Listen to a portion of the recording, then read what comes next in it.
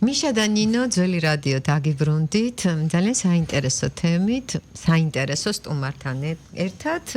სიმღერით განვლილი 45 წელი ედიშერ და გიგი გარაყანიძეების სახელობის ეთნომუსიკის თეატრი თიები 45 წლის გახდა და საიუბილეო საღამოც გაიმართა ამ თემასთან მიმართებაში ჩვენი სტუმარია ედიშერ და გიგი გარაყანიძეების სახელობის ეთნომუსიკის თეატრის თიების ხელმძღვანელი მაგდა კებლიშვილი. ქალბატონო მაგდა, მადლობა მოწვევისთვის და დაინტერესებისთვის. და რაც შეეხება სიმღერით განვლილ 45 წელს, მართლაც ნიშანდობლივიც არის და 45 წელი ეს უკვე არის ის ციფრი, ის თარიღი უпроსწორად, რომელიც ძალიან ბევრ რამეზე მეტყველებს. და ძალიან ნიშანდობლივია უბრალოდ სახელწოდება დღე-ღამეს უთენები, იმიტომ რომ მართლა ბატონ ედიშერის გამოჩენა ზოგადად აი ფოლკლორისტიკაში და საერთოდ ახალი, მართლა რევოლუციური ამბები ხდებოდა და ახალი სიტყვა თქვა ზოგადად აი ამ სფეროში და ალბათ გარკვეულწილად ეს სახელწოდებაც ამასთან არის დაკავშირებული. იმიტომ რომ მართლა გამონათებასავით იყო 80 წლებში ზოგადად ისეთ ფოლკლორის მიმართ სხვაგვარი დამოკიდებულება იყო და ბატონ ედიშერი იყო ერთ-ერთი იმ ადამიანთაგანი, რომელიც აი მართლა სამაგალითო საქმეები ჩაიდინა მხრივ. მადლობა გახსენებისთვის. ამ საღამოზე ვისაუბრებთ. მოდით კიდევ ერთხელ ჩვენს მაყურებელს და მსმენელს ვუამბოთ ამ 45 წელზე. რა თქმა უნდა ეს იოლი არ იქნება, იმიტომ რომ საკმაოდ ესეთი დიდი გზა განვლილი, საკმაოდ დიდი ისტორიის მქონე ანსამბლია, თუმცა ვფიქრობ, რომ სასაუბრო ბევრია და შევძლებთ დიახ, მთავარი აქცენტების გაკეთებას. ამ გზაზე გავლას შეძლებს დაგვარად, რა თქმა უნდა. მადლობა ასეთი გულთბილი დახვედრისთვის და ამ სიტყვებისთვის. თიებმა აღნიშნა დაარსებიდან 45 წელი სიმღერით განვლილი გზა, მას ორი შინაარსი აქვს, რა თქმა უნდა, როგორც შემოქმედებითი გზა იგულისხმება, რომელსაც სულ სიმღერა გასდევდა მიუხედავად ორჯერ დაობლებისა და ასევე ის რომ ქართველი კაცის ცხოვრებაც დაბადებიდან გარდაცვალებამდეც მერეც არის იყო სიმღერით თანხლებული, ამიტომ ამ მნიშვნელობითაც არის. ასევე საღამოს ერქვა დღესღამე უთენებია მთიები, სახელწოდება მთიები ცისკრის ვარსკვლავს ნიშნავს, რის შემდეგაც დღე იწყება. ამ დატვირთვითაც არის და ასევე ის რომ 80-იან წლებში, როდესაც ხალხური სასცენო შემოქმედება სხვანაირად გამოიყურებოდა, უფრო აკადემიური, გუნდური შესრულების და სხვა სახის იყო, მთიებმა შემოიტანა აუთენტური მიმართულებას დაედო მთიების დაარსებით სოფლიდან პირდაპირ სცენაზე და სხვანაირად წარუდგინა მაყურებელს და ამიტომაც დავარქვით ასეთი სახელი დღესღამე უთენები, ესე ცოტა ხატოვანია, მაგრამ ჩვენმა ერთგულმა მაყურებელმა ზუსტად გაიგო რისი თქმა გვინდოდა. რაც შეეხება ამ გზას, მე ცოტა მეუხერხულებაც კიდეც რამ 45 წელზე ვსაუბრობ, მაგრამ როგორც ოჯახის წევრს, როგორც ანსამბლის წევრს, მაინც ეს პატივი მემერგო და 1980 წელს ედიშერ გარაყანიძემ სულ თავიდან დავიწყებ ალბათ 79 წელს ყოფილა მესამე კურსის სტუდენტი ედიშერ გარაყანიძე დამოუკიდებელ პირველ ექსპედიციაში ქართლის რამდენიმე სოფელში. მისი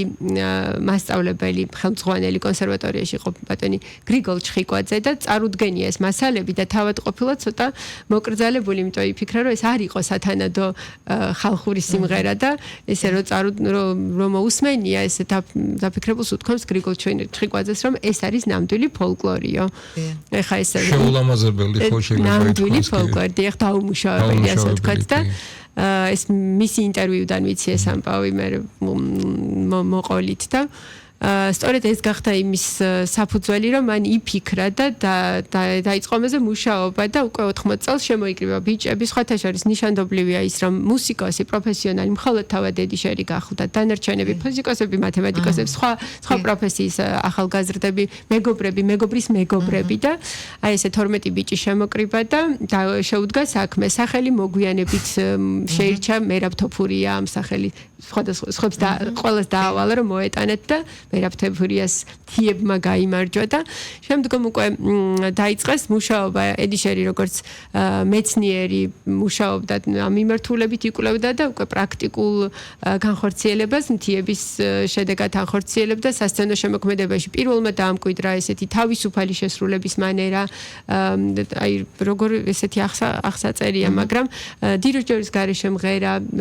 ტონის მიცემის გარეშე მღერა სიმღერასთან ერთად ცეკვა რაც ძალიან ბუნებრივად სრულდებოდა სოფელში როგორც სოფელში ყოფაში ხდებოდა ცხოვრება სიმღერით თანხლებული აი ეს გადმოიტანა სცენაზე იმპროვიზაცია გაშაირების თავისუფლება ასევე პირველად გააჟღერა მთიებმა თურქეთში შემონახული ფოლკლორი რა თქმა უნდა ქართული ჩანაწერებიდან მე მუდმივად დადიოდნენ ექსპედიციებში და უშუალოდ ეთნოფორებისგან სწავლობდნენ, აფიქსირებდნენ. დიმიტრი გუგუნავას მიერ არის გადაღებული 88 წელს და ესეთი ძალიან კარგი კადრებია გარდა იმისა, რომ პროფესიონალები საუბრობენ როგორც ვახტანგ ბერიძე და კუკური ჭოხონელიძე და სხვანი არიან მთიების შესახებ და მათ მნიშვნელობაზე საუბრობენ, ასევე ქუჩაში თუ იცი ხალხს ეკითხებიან, თუ იცი რა მთიები იცი, რას ნიშნავს მთიები, ანსამბლი მთიები, ჭონის შესახებ თუ გაგიგია და ესეც უნდა ითქვას, რომ ედიშერის თაოსნობით მთიებმა დაიწყო სოფლად მივიწყებული ტრადიციების უკან დაბრუნება. თბილისიდან ესე დაირაზმებოდნენ და მიდიოდნენ რომელიმე სოფელში შობის დღესასწაულის სახარებლად საერომის მილოცვისთვის ალილოზე ჩამოივლიდნენ და აღდგომის დღესასწაულის სახარებლად ჭონიც. მათ უკავშირდება ზოგადად ამ ალილოს ტრადიციის დაბრუნება შეიძლება ითქვას. მთიების სახელს და ედიშერს უკავშირდება ამ ტრადიციის დაბრუნება, ვიცი. არა მხოლოდ ამ ტრადიციის.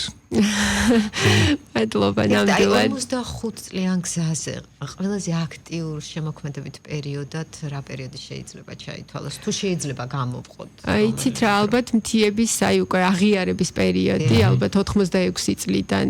98-მდე სანამ ედიშერი გარდაიცვლებოდა და მერეც მიდიოდა და ალბათ გიგი გარაყანძის ხელში უკვე მისი შვილის ხელში, როდესაც ეთნომუსიკის თეატრად ჩამოყალიბდა და ქალები შეუერთდით, მანამდე მხოლოდ ვაჟთა ანსამბლი იყო და ამერიმერი არსებობდა უკვე თუ აი ეს არის რა ვიცი ედიშერ გარაყანძის და მისი ოჯახის მისი მეუღლის ნინო ბაღათურიას მასშტაბური საქმიანობის შესახებ ძალიან ბევრი შეიძლება ითქვას მოკლედ კი ასეა რომ 80 წლის შემდეგ ალბათ ედიშერს არასვენებდა ეს რომ ეს გზა გაკვალული და ფაქტობრივ უკვე გამოცდილებაზე დაფუძნებული და მიმართულება უკვე მიცემული უნდა და ბავშვებისთვისაც და 91 წელს შექმნეს სტუდია ფოლკლორულ ეთნოგრაფიული სტუდია ამერიმერი სადაც პირველ თაობაში საკუთარი შვილებიც გააერთიანეს მარიკა და გიგი ედიშერმა და ნინომ და ესე 16 კაციანი ჯგუფი სადაც საბედნიეროდ მეც ვიყავი მხოლოდ 10 წლის მე აი ბავშვებთან დაიწყეს უკვე საბავშვო ფოლკლორის აღორძინება, გაცოცხლება, ყოფაშიც დაბრუნება და სასცენო შემოქმედებაში შემოტანა. მთავარი პრინციპი იყო, რომ ბავშვებს არ წავართვათ ბავშვობა. და რა თქმა უნდა, მანამდეც არსებობდა ბავშვთა სტუდიები, მაგრამ ახლაც რა თქმა უნდა, ბევრი არსებობს, მაგრამ ამერიმერის გზა იყო ასეთი, რომ საბავშვო მარტივი ნიმუშები, გათამაშებები, მითვლები, სიმღერები, მიმბაძველობა, რაც ყოფაში ხდებოდა ხოლმე. ამას სამეცნიერო საქმიანობაც ეძღვნებოდა და კონფერენციებიც მიდიოდა მსჯელობა იმაზე თუ აი საბავშვო ფოლკლორი არ გვაქვს რომ იყო გაფემფებული აი მე უკვე კვლევის შედეგად აღმოჩნდა რომ აი ბავშვები ესე ვთქვათ ყველაზე ბუნებრივი ბავშვის მუსიკალური აღზრდა არის ყოფაში თანდათან რომ მშობელთან ერთად ეზიარება ამ სამყაროს პირველი მელოდია არის ნანა და მე უკვე ცხოვრებასთან ერთად ვითარდება და ბავშვიც ხდებოდა ესე ვთქვათ ჯერ პასიური და მე უკვე აქტიური თანამოწილი მონაწილე ამ ყველაფრის ხო უკვე პატარა ბავშვები უკვე მშობლები გახდნენ და მათი შვილების ხო აი 8 თაობას თვის ამერიმერი მაგრამ როგორ ხდება იცი უამრავი ბავშვი ყავდა მაგრამ ძალიან ბევრმა დაგვტოვა მაგრამ ძალიან ბევრი შევრჩით მაგალითად პირადად მე როგორც ამერიმერის წევრი 2003 წლიდან გიგის თაოსნობით როგორც გითხარით 2003 წელს გიგიმ გადაწყვეტა რომ ამერიმერში აღზრდილები რადგან ზუსტად ამ პრინციპით არიან ასე ვთქვათ ნასაზრდოები შეუერთა მთიებს და გახადა ქალვაშთა შერეული ანსამბლი ამის პარალელურად ამერიმერი განაგრძობდა მუშაობას და აი ამ საღამოზე რო გადავხტეთ ასე ვთქვათ აი ამ საღამოზე ჩვენ გვინდოდა მოვინდომეთ რომ გვეჩვენებინა არა მარტო ის გზა რაც მთიებმა გამოიარა არამედ ის რომ ყოფაში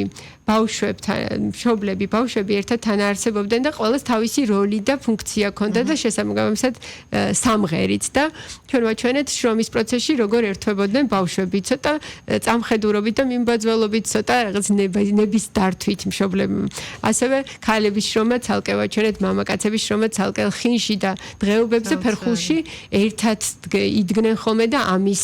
ჩვენებად შევძალით ამ კონცერტზე ეს ემოციები რაც მათ აქვს და როგორ ჩართულები არიან ამ პროცესში თითქოს დრო დაბრუნდა და ის პატარა ბავშვები საიდანაც მოდის ეს ტრადიცია ძირეულად აშკარად ჩანს ნათლად და მაყურებელიც არის ამ პროცესის მონაწილე აი ეს არის ყველაზე მნიშვნელოვანი და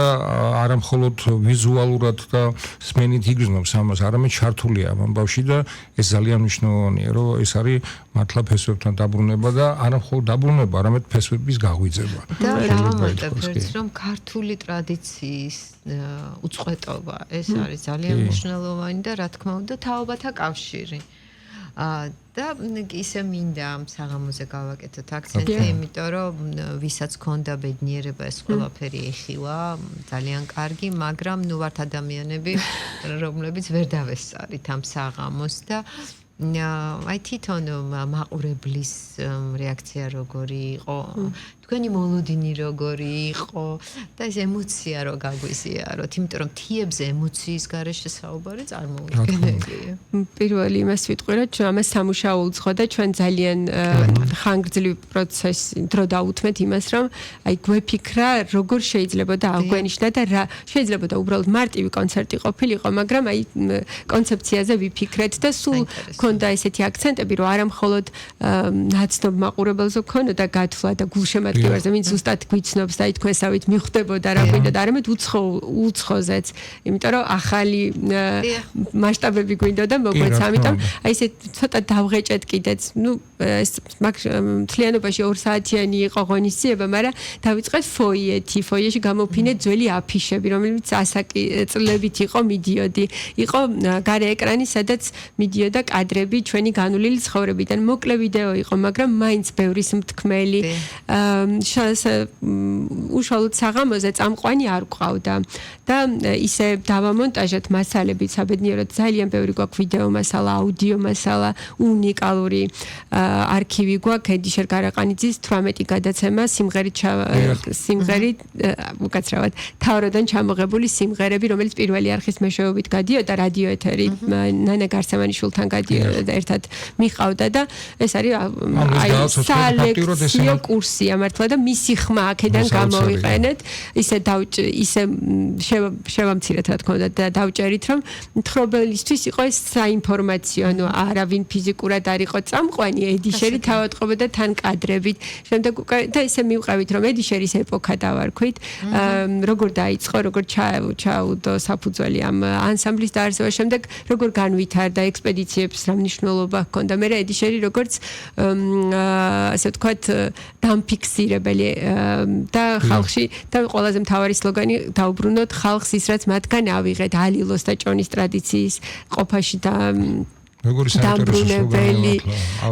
მე გადავედით მაინც გვინდოდა რომ ეს ტრაგიკული მომენტიც აღვენიშნათ კი ედიშერი 98 წელს გარდაიცვალა ოჯახთან ერთად მხოლოდ გიგი გადარჩა და ოღონდ ეს ცრემლით არა ვთქვათ ვათქმევინეთ მისივე ხუცის ლოცვა რომელსაც თქვენი გამჩენი მაიგონეთ აი ასე დაგვემშვიდობა მე დავიწყეთ გიგის ეპოქაზე ქალები შევუერთდით რაღაც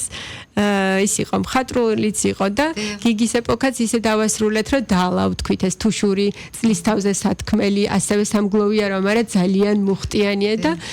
ღონისძიების დასასრულს შემოვიყვანეთ ბავშვები შრომის პროცესში როგორც ეთნომუსიკის თეატრის ნიმუში შრომა ქორწილი დალხინი და აი ამ იმედით მე ერთიან სიყვარულის გული მიჭუყდება ამეტირენ ერთიან სიყვარულის დიდ ფერხულში ჩავებით დიდები პატარები 53 კაცი ვიდექით ერთად და ლილე ვიმღერეთ და რა ვიცი ეს მაინც ესე არ მინდოდა ამაზე ხაზგასმა მაგრამ ილიამ დაიწყო ილია ჩემი შვილი, ჩემი და გიგის შვილია. ისეთი პატარა ფრაგმენტი, მაგრამ ალბათ ამასაც თავისი სიმბოლო ჰქონდა და რა ვიცი რა გითხრათ, უკავშირი მაყურებლისგან. პირველი თქვენ რაც აღნიშნეთ, რომ მაყურებელმა თქვა, რომ მე ასე მეგონა კონცერტზე კი არ ვიყავით, ვიღაც ოჯახში ვიყავი სტუმრად, რომელიც ტრადიციის მოყვარული და მომღერალი ოჯახია და იქ ვუყურებდი ამ ტრადიციის თანამონაწილე ვიყავით და მე ზუსტად ესეთი შთაბეჭდილება დამრჩა.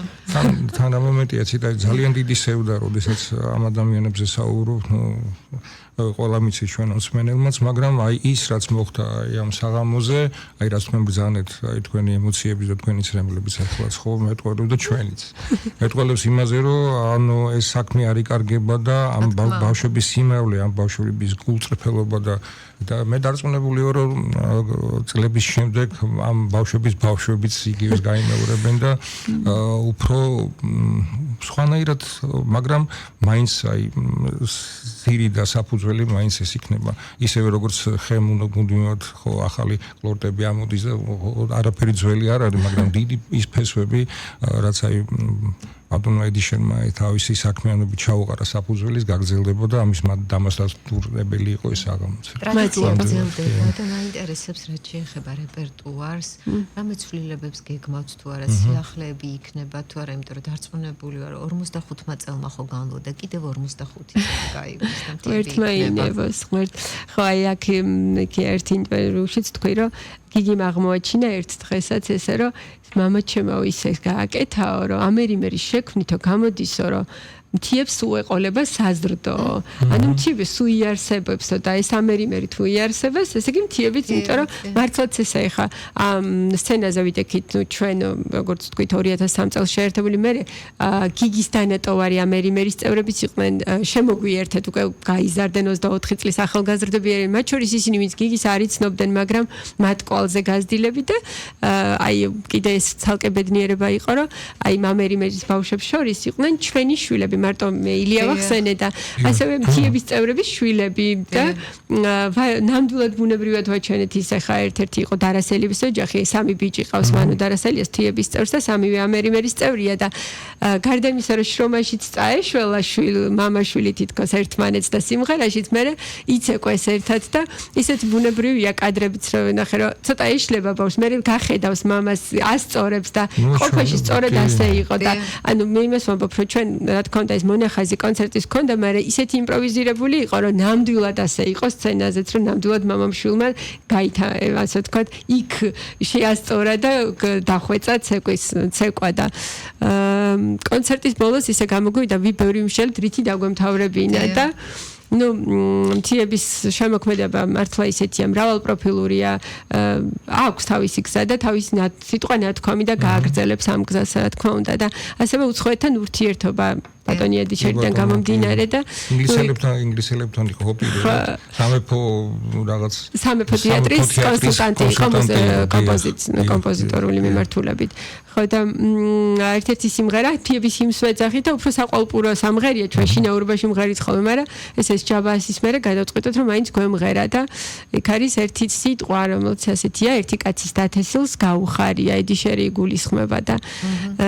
ხო და აი ამ სიმღერამ ესე ვთქვათ კიდე ისევ გვერგუნი დაასვა ამ ერთიანობას და მაყურებლის უკავშირი ძალიან მნიშვნელოვანი იყო გარდა იმისა რომ შინიგრძნეს ზუსტად მიხვდნენ იმას რისი თქმა გვინდოდა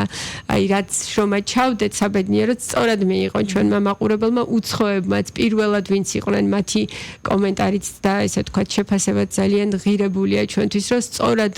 შევიდნენ და აი ის რომ იმის განცდა რომ ასე თქვეს რომ ფოლკლორი რომ ჩვენიც არის აი ეს ვიგრძენთ აი ეს ხალხური შემოქმედება რომ ჩვენიც არისო და ეს ყველა ღირებული რამეა ნამდვილად და მე მაინტერესებს სამოსზე როგორ ხდება ხოლმე აი სამოსებს როგორ არის სამოსი აი არ დაგიმალავთ და ესეთი სუბიექტური შეფასება ხომ აქვს მაგრამ გარედანაც ვუყურებ ხოლმე და რომ გადახარ ისე ლამაზად ისე მორგებო ანუ არ არის ხელოვნური დაუშვათ აი კონცერტისთვის ჩასაცმელი თითქოს თითქოს მართლა შეგიძლიათ ჩვეულებრივად სამოსით იარო და საქმიანობა ატარო ის რაც ოჯახში ჩვენ ძირითადად საზრდოობთ ხოლმე ჩანაწერებით, ჩანახატებით, ბრაილაშვილის წიგნით, საბედნიეროდ კულტურის სამინისტროს დახმარებით სამოსი შეგვიკერეს რამდენიმე წლის წინ და თითოეულ სამოსთან ძალიან ისე გულდასმით ვამუშავეთ. მასალაც კი ისეთია რა ქვია. თავად ვიარე მაღაზიაში რომ ფერები ყოფილიყო უფრო ისეთი ქართული ბუნებრივი საღებავებით შეღებილს რო გავდა, ამიტომ რომ შეხედავთ ესეთი სიძველის მას განწყობად მიუხედავთ იმისა რომ ახალი შეკერილია, თარგები მიუყვდა, ძველი ჩვენ გვაქვს ხევსურთიდან ძველი ნაქარგობები, იმის მაგალითზე შევაკერე მამაკაცების ტალავერებიც, ასევე ჯვალოები, რომელთაც ბავშვები იმოსებოდნენ, ბავშვებს არ ქონდათ ხო, ეხლა ჩოხები ისე ყოველდღიურ სამოსში, ჭრელი ისინი ახალუხები, უფრო გლეხური და ალბათ ის ჭრელი წინდები, რომელიც ძალიან ამშვენებს ტყაპუჭები, რაც ბუნებრივად ემოსათ ხოლმე ჩვენს წინაპრებს და ერთიანობაში მეც მართალი გითხრათ ძალიან მომიწევს, რაღაც მხატვრული ის არის ხოლმე. ქალბატონო მაგდა გისმენთ და ეხლა ესე თვალწინ წარმომიდგა ეს 45 წელი და თქვენ ჩვენი უახლესი ისტორიის ნაწილი ხართ. რა თქმა უნდა და როდესაც საუბრობთ ედიშერ და გიგი გარაყანიძეების სახელობის ეთნომუსიკის თეატრზე თიებზე, რა თქმა უნდა, ჩვენ იმ წუთშივე გვახსენდება უპირველეს ყოვლისა მაღალ პროფესიონალიზმი, ჩვენ გვახსენდება ტრადიცია, რა თქმა უნდა, თაობათა კავშირი და მოდით ვთქვათ ზეიმი. ხელოვნების ზეიმი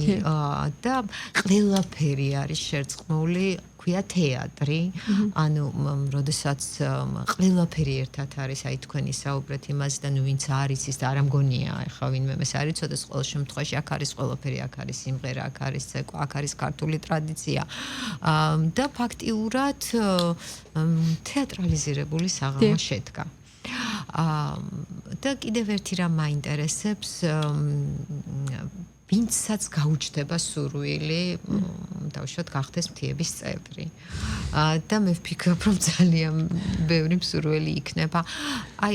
ეს არსებობს თუ რაღაც გარკვეული ასაკობრივი ზღვარი, ან მანამდე მოსამზადებელი ეტაპი გავლილი უნდა კონდეს თუ ხო შეიძლება ცოტა დახურული სივრცე გამოდის. მაგრამ მე მსმენია, რომ